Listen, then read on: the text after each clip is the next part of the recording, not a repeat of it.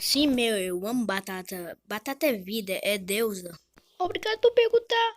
Emílio Castro, obrigado pelo meio a você. Senhor Guidoro perguntou: Você tem quantos anos? 9. Quem te inspirou a criar esse canal?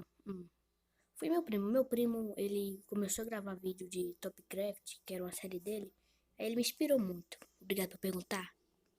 Valeu, fui, do coração, eu nem fui ainda. Falou.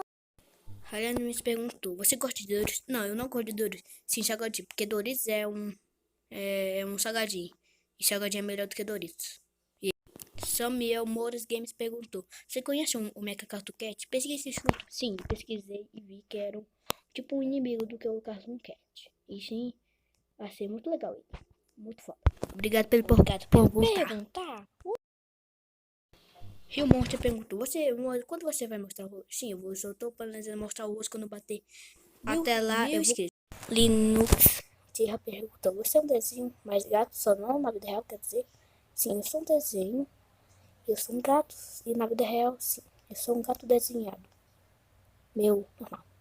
Uou! Tarará. Então eu vou ficar aqui pelo vídeo. Fique com eu aí. Uou! Falou! É nóis! Tchau!